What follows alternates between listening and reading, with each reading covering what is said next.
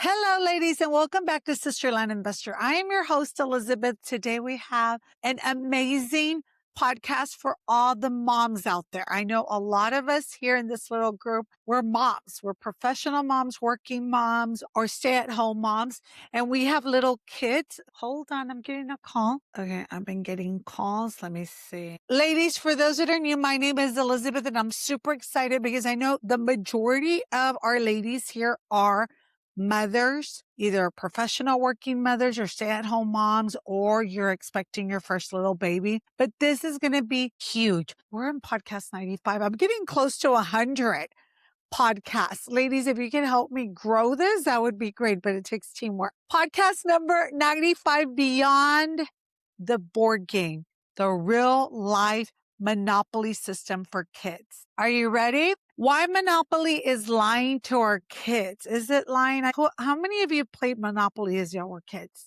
How do we teach our kids a real life Monopoly? And I really love this, and I hope you take it to heart because it'll be a game changer for not just you as a mother, but for your children. Today, I'm going to step back and stop talking about private money lending and subdivides and what you could do with the land that you have. Those are all great if you have land on what you could do to generate extra income while it's just sitting there and growing in value. Those are all great. But today we're discussing the most important asset that you moms have, your kids' mind, your children's mindset. That is a very precious asset, and we need to invest time and money into their mindset as well. So think about the game of Monopoly. Most of us grew up playing this game, right? But let's be honest, Monopoly is a lie. In the game, you just circle around the board. If you get lucky with the dice, the money magically appears when you pass go. In the real world of land investing, especially for us mom investors that we've been doing it for a while, money doesn't just appear. It appeared because we identified a problem, created a system, and we provided value. Today, I'm sharing real life Monopoly systems, ladies. I'm going to show you a little on how to teach your kids. A lot of moms out there have excellent, phenomenal ideas. I would like for you to share them down below. Let me know what you're doing to teach your kids how to invest in their mindset and in real estate. But I am going to share what we feel important. How to teach your kids to invest not only in themselves, but in real estate using our systems. So ladies, let's start with the basics. In our business, we don't just wing it with our capital. Whether we're closing a 40-acre deal in Texas or a small little lot in Florida, every dollar has a job before it even hits the bank account. If we have a system for our business, we should also have one for our children's money. The first thing we suggest to mothers here is to move away from participating in a base flat salary or allowance. I still do that from time to time, but I'm trying to move away. I'm learning with you ladies. If you just give them $20 for existing, just for because they're your kids, $20 a week, they learn that money is a trophy for just showing up. In the land world, we don't get paid for showing up. We get paid for adding value. Use the 4 bucket methods. It works great anywhere from age 5 or 8 up to 16. Hopefully your 16-year-old still wants to do it. But on the bucket 1, we want to teach them to give. Bucket 1 is giving. You always want to donate or some type of giving, 10% of their income. This is non-negotiable. You want your kids to know that wealth is a tool for impact. And you start when they're small. It's not just a scoreboard. It's a way to change the world around them. I'm getting another call. Hold on. So money isn't just a scoreboard. It's a means for them to make an impact and change the world. Bucket 2, 30% of what they make should go to savings. This, ladies, is like the emergency funds for rainy days and things of that nature. And we all, sometime in our life, have gone through ups and downs.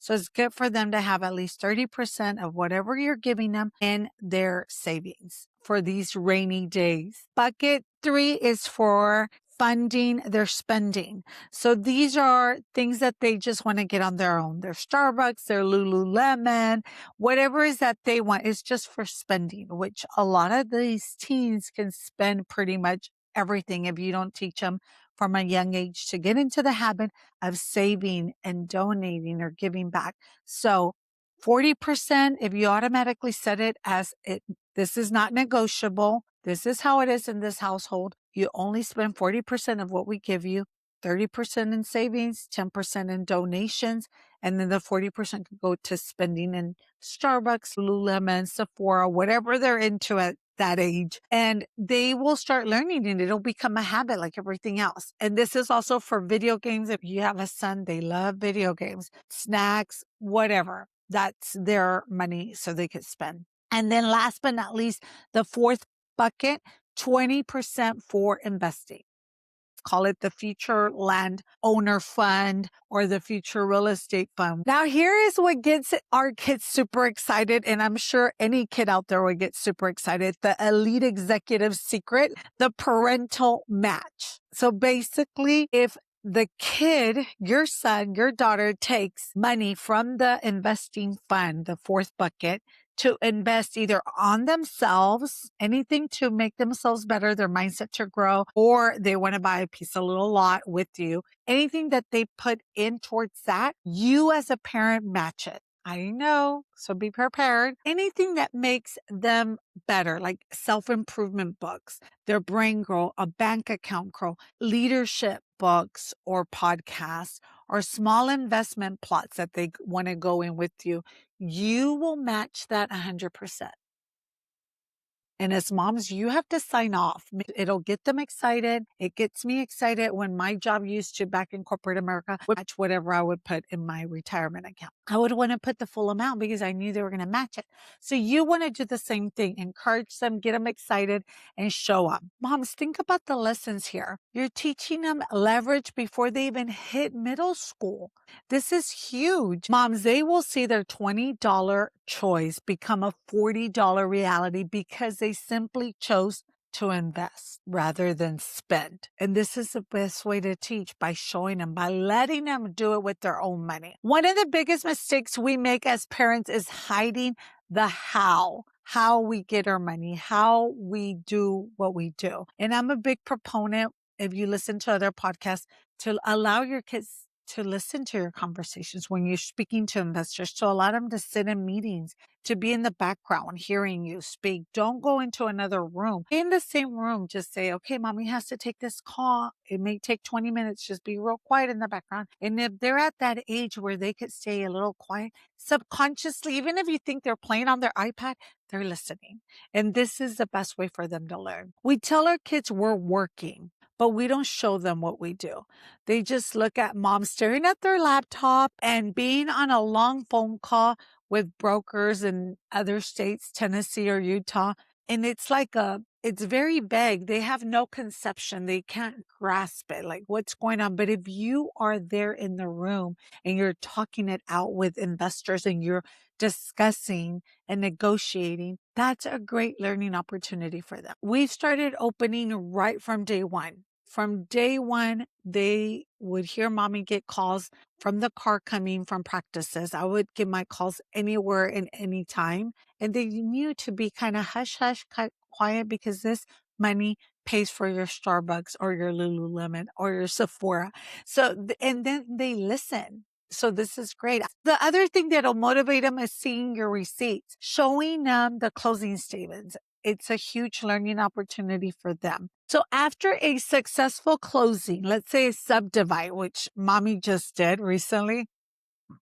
I'm super excited because this year I did my first subdivide. After subdivide project, where you turned one big parcel, one big piece of land into 4 smaller ones, sit down with them. Show them the settlement statement or the closing statement and show them the breakdown. Highlight the sole price. So instead of them getting all like, oh my God, mom, you just made $500,000.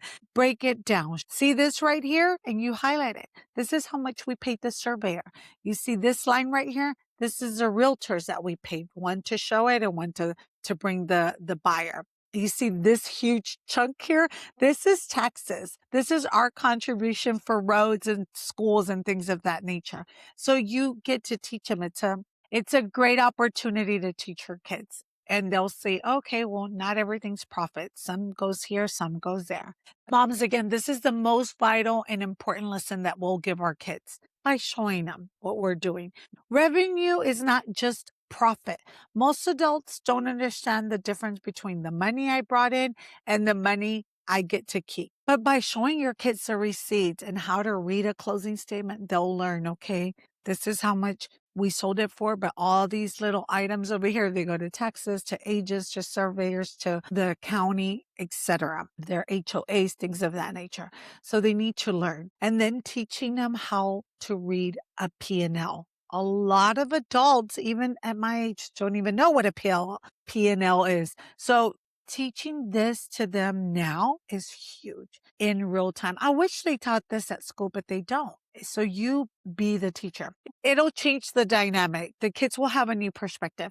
Now, when I'm on a call with a broker or investors from anywhere in the US or in Mexico, they don't see it as, oh, mom's just busy on the phone or mom's just sending long emails. They see it as mom is solving math problems. Mom is solving issues to grow our family freedom. They know that, yes, there's a little time away from them, but it's huge because there's a huge profit in the end. Here's a philosophy we live by here at SisterLine Investors. The land is a vehicle, but the investor mindset is the driver. And this is huge. Hear that over and over. We want our kids to be elite drivers. This is why in our home and in yours now, the investment bucket isn't just for buying property. It's also to invest in their mindset. Anything like Think and Grow Rich, moms, we need to start letting pay them to read a page. I mean, we give our kids money anyways, don't we? I do. I give them $10, go to the store, buy some chips or whatever they want, their Gatorade. Say, okay, you want $10, read 2 pages or read 3 pages of Think and Grow Rich or of investing. Any book that you think has helped you or has helped someone, make them read a page or 2 and pay them. I was listening to a podcast. I forget who it was, but they said they don't give their kids allowance. They pay their kids for reading self-improvement books or investment books or how to grow a business or start a business, anything to empower their kid. That's how their kids make their money, not by cleaning their room, because they have to clean their room regardless. So that's a must. It's kind of like brushing your teeth. You don't pay your kids to brush their teeth. They have to do it. So cleaning their room should be a must. They don't get paid for that. They have to clean their room. They have to pick up after themselves. They have to help with the trash. Pay your kids for reading self-improvement books, investment books, anything to empower them, pay them. I think that was huge. And we started doing that with our kids. So every time they ask me for money because they want a new e-bike or an electrical scooter or whatever it is, they always want something. It's like, okay, you want that? Well, you need to make money. Well, how do I make money? My son's always ready to make money. He said, Mom, I'll power wash your driveway. I'll clean your windows. They have to help me with that anyways. I'm like, no, if you want money for the e-bike, you have to read 4 pages out of this book. And I select the book and they have to read it. Moms, and make them tell you, even if they don't want to write it, they could dictate it. I make him tell me, like, what is it that you read? What did you learn? What were your takeaways? Give me 3 takeaways. That's all I want. And then he'll blurt them out and then I hand over the $20 or whatever it is. So it's huge to have that conversation and for them to know. So again, this is why in our household, the investment bucket isn't just for buying properties. It's for self-investment. And that's your number one, ladies. We'll stress it over and over. We have a rule. If you want a new Lego set, that's spending money. That comes out from your spending money. Lego sets, games on your Meta, new toys, e-bikes, that's spending money. But if you want a coding course, a book on how to start a business, a piece of equipment for your hobbies that you want to start selling, whatever it is that he likes to sell on the side, mom pays that with investment money and we match it. We have to match it because that's what the agreement says. Moms, we're teaching them ROI, return of investment. I tell them all the time, if you spend $20 on a book that teaches you a skill that you need, that's $20 that could eventually turn into $2,000. That's a better return than any piece of dirt I could buy. So always don't just limit it to real estate. Investing in themselves, their mind, growth on how to start business, how to grow a business, machinery that they need. If they have a little side business, like we have kids in our neighborhood that put little flyers in our doors that they do power washes or window cleaning or car washes. They come to your house and do the car wash. I think that's great. And I rather pay those kids that are doing something great than pay a huge company. Yes, we want to give back to these young kids that are trying to make a difference and trying to start their own business. Get another two friends and come together and conquer. I think this is huge for all the kids that are starting their side business. It allows for low stake failures. I would much rather my son spend $50 on a get rich quick thing that he saw online because he sees them all the time and realizes a scam today, now, than later growing up and not having that audacity to go after something and not having that street smartness to figure out, oh, this is a scam, and spending 50 or 100K on things that gives them nothing. We are building mom's investor DNA in a safe environment. And this is huge because as moms now, like I don't know about you moms, but we hear a lot AI is taking over and I think starting your business and using AI to your advantage. The last podcast that we did was how to leverage AI to help you run your business. I use it all the time. I love it, but it's not going to replace someone to take the calls or someone to go over the due diligence. Yes, it'll review everything, but I still have to review it. I still want to make sure. I still go out there to see properties and land. I'm the one who still calls investors. My AI doesn't do that. I still call for developers in the area. I make those calls. I see who's out there. Yes, the AI could pull a list, but I'm the one who is negotiating. Have your kid develop those skills, speaking to other people, speaking to investors, negotiating, knowing that the $200 that they made, not all is for them to spend. They have to realize that they have to go in little buckets. Their safety net, their contribution or donations, their spending, and of course their investments. So moms, I hope you really got something out of this because this is beautiful for all the moms. At the end of the day, moms, what we're doing is not just to have a huge portfolio, right? Yes, that's nice. I'm not taking it away. We love to have lots of real estate, lots of property investments. We're buying land and creating all this for freedom. We're doing everything that we do for our kids to teach them and to build some kind of legacy freedom. And I think this is huge. And if they could pick up on that and take it further to the next generation, it's great. You will not lose. So mom, whether our children grow up to be real estate investors, land investors, engineers, artists, doctors, whatever they decide to do, these four principles that we just discussed earlier, they are huge, huge. Understanding the profits, savings, donations, investing in themselves will make them unstoppable and bulletproof in any market. And that's what most of us moms want. We want them to be safe and secure. That right there, moms, will make them safe and secure in the future. So here's an executive action item that I want you ladies to start this week. Next time you ladies get a win in your business, no matter how small, share one number with your kid and explain to them, sit down and explain to them. Tell them why the phone call mattered